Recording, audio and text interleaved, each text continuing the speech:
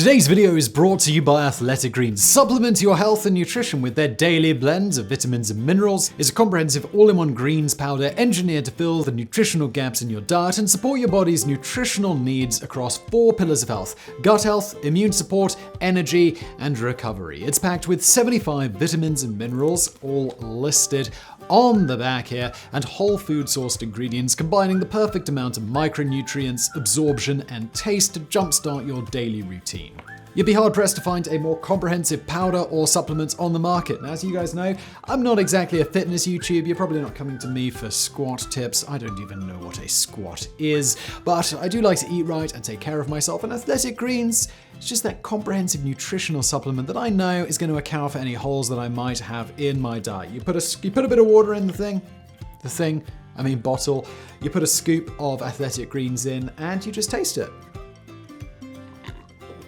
It tastes great. It looks very green. It's kind of sweet and delicious. It just works. It's just nice stuff. Plus, it's gluten-free, dairy-free, paleo, vegan, keto, low allergen, and low calorie. There's less than 1 gram of sugar per serving. One of the things I like about it, I often have it with a cup of coffee in the morning. I just feel it kind of sustains that energy. It lets me ride that coffee wave longer. It comes in this nice tin.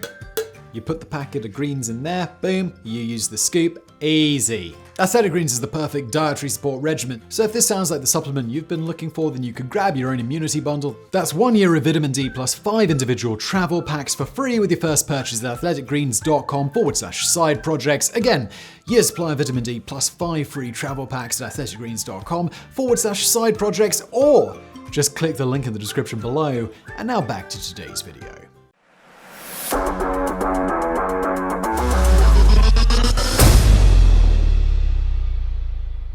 At least in the United States, tanks are almost always named after well-known generals. Between World War II and the present, American tanks and armored vehicles got their names from legendary military men like Generals William Sherman, John Blackjack Pershing, Crichton Abrams, and Omar Bradley. But during the Vietnam War, a small armored vehicle that wasn't technically a tank got a moniker fitting its odd and awkward design. Called the Ontos, or Thing in Greek, the lethal pint-sized contraption featured a small turret that was only partially traversable, on the outside of which were mounted 6 105mm recoilless rifles, cannons basically, that made it look like something out of a schoolboy's sketchbook or a low-budget sci-fi movie from the 1950s. Featuring a pickup truck-sized chassis and a honking 302 cubic inch, that's 4.9 litre GM engine that thumped out an adrenaline-inducing 145 horsepower, about the same as a 1982 Buick Skylark, the Ontos was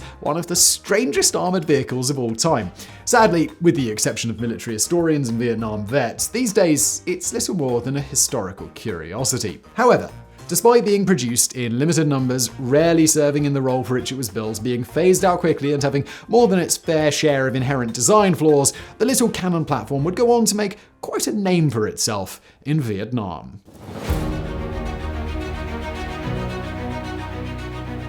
With the advent of the Cold War after World War II, tanks became increasingly bigger and heavier. Though expensive, complex, and difficult to transport, it was thought that future conventional wars would be fought by huge formations of 50, 60, and 70-ton main battle tanks storming toward one another across the plains of Eastern Europe. That said, some visionary military leaders recognized the value in supplementing their big tank forces with cheaper, lighter, and more mobile versions that could be airlifted to out-of-the-way hotspots at the drop of a hat. Then, once on site, they could be used for everything from tank busting and reconnaissance to artillery and infantry support. Though small and lightly armored, to fulfill these roles, the vehicles would need to carry big guns that would, at least theoretically, make them wily ambush predators capable of knocking out heavier tanks with even bigger guns from long ranges. If the doctrine was correct, in some scenarios, the combination of speed, agility, and firepower would win the day, albeit at the expense of armor protection. And as such, Ontos crews were schooled in classic shoot-and-scoot tactics like those used by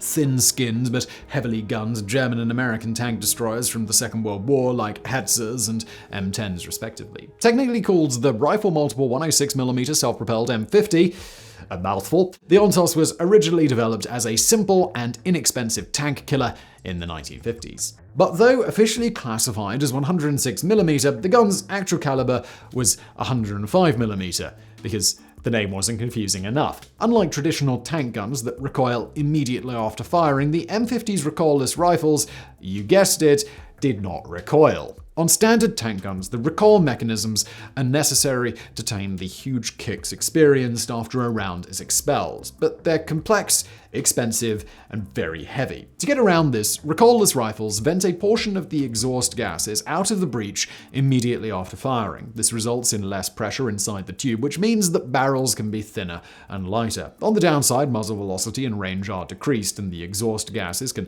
injure or even kill anyone standing behind the guns when they're fired. But drawbacks aside, like killing the guy next to the rifle, with 6 guns to regular tanks 1, each Ontos could lay down fire more quickly, thereby increasing the likelihood of making a kill. The original Army specs called for a tracked tank destroyer powered by an existing engine that was light enough to be airlifted by transport planes of the day. The last requirement limited vehicle size significantly, and historic photos of the Ontos with servicemen beside it show just how tiny these vehicles were. After a relatively short design phase, American heavy equipment manufacturer Alice Chalmers was awarded a contract to build 297 vehicles. The first unit that rolled off the assembly line was based on the running gear of an M-56 Scorpion light anti-tank vehicle. With a maximum speed of 30 miles per hour, 48 kilometers an hour, and a range of 110 miles or 180 kilometers, the new Ontos was an agile little machine. Less than 13 feet 4 meters long, 8 feet 6 inches, 2.6 meters wide, about 7 feet 2.1 meters tall. At the top of the uppermost gun, each Ontos tipped the scales at 19,000 pounds. That's just a little over 9,000 kilograms. But the interior space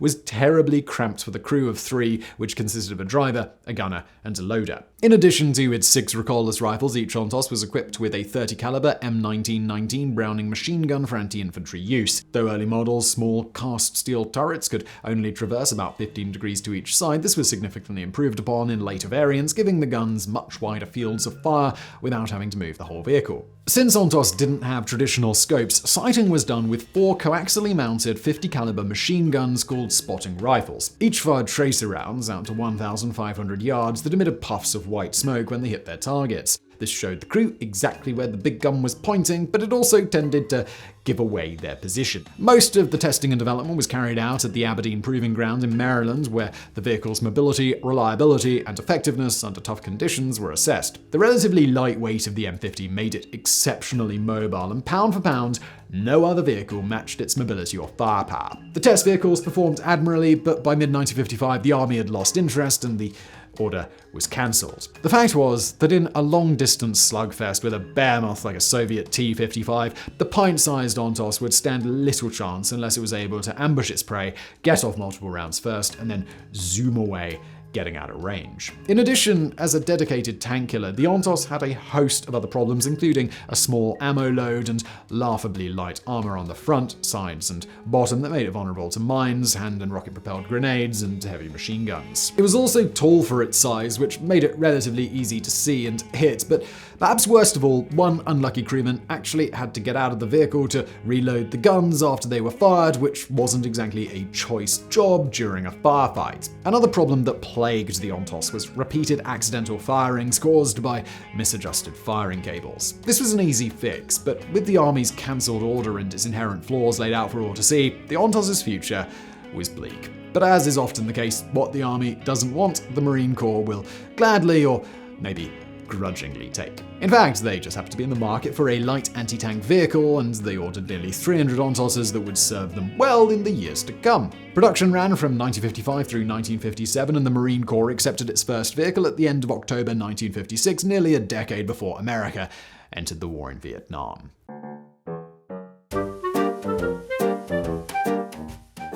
Even as early as 1960, the drawbacks of the Ontos gun system were evident, and designers set about trying to make the loading process quicker and safer.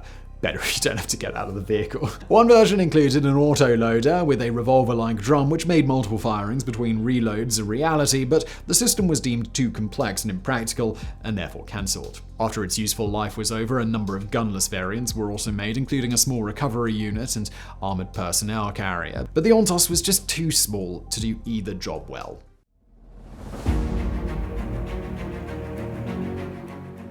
Though they'd go on to cut their teeth in Southeast Asia, ONTOSs were first deployed during the crisis in Lebanon in 1958. Since this was a peaceful intervention, they didn't see action, but later, during America's involvement in the Dominican Civil War between 1964 and 65, they were credited with taking out 2 Swedish L-60 tanks and a newer French AMX-13 light tank. Then, shortly thereafter, with the American build-up in Vietnam, the Marines shipped their ONTOSs overseas for trial by fire. However, since the terrain didn't favor heavy armored vehicles and because the NVA and Viet Cong specialized in guerrilla-style warfare, tanks didn't play as significant a role in Vietnam as they did in the Second World War. Hence, ONTOS companies were divided up and attached to other units where they became jacks of all trades. This presented crews with a number of unique challenges, largely because they'd been trained almost exclusively in anti-tank tactics. In addition, there was never a designated Marine occupation for ONTOS crews. Instead, teams were cobbled together with volunteers and those looking for a change from the infantry,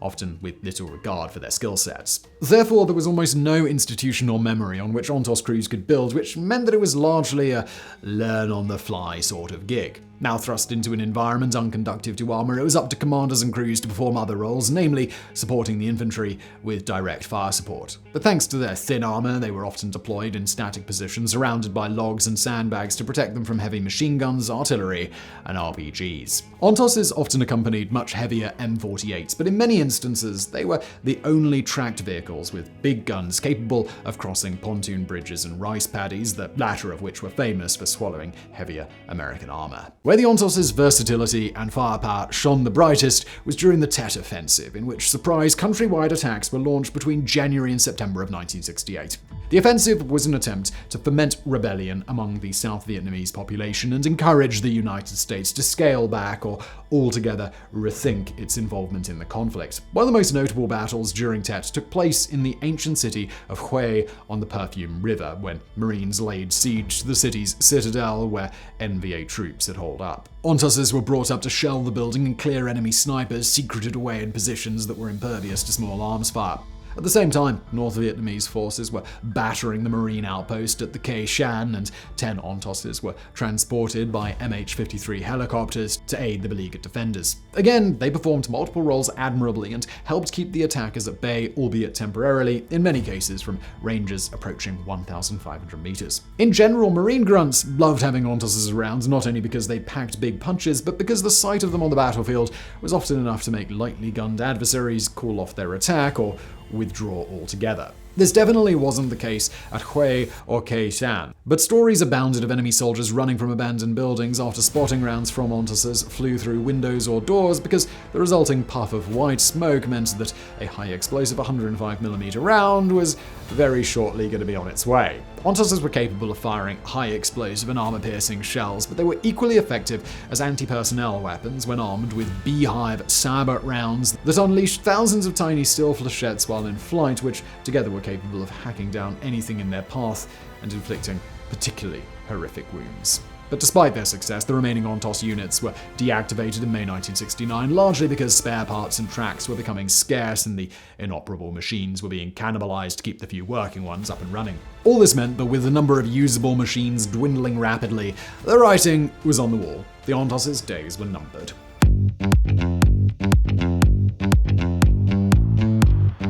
Though Marines typically reported excellent results with their ONTOSs, by the late 1960s the stock had dwindled to such low numbers that the logistical hassle of keeping them maintained and supplied was no longer worth the effort. They were officially removed from service in 1969 and quickly forgotten. Of the ONTOSs sent back to the United States, most were sold for scrap, while others were purportedly stripped of their military gear and converted into makeshift construction vehicles like trenchers and bulldozers. Thankfully, a few were acquired by military museums and collectors, and now a few restored examples are on display at places like the National Museum of the Marine Corps in Quantico, Virginia, and the National Museum of Military Vehicles in Wyoming. So I really hope you found that video interesting. If you did, smash that like button below. Don't forget to subscribe. If you've got a suggestion for a future side projects video, leave it in the comments below. And thank you for watching.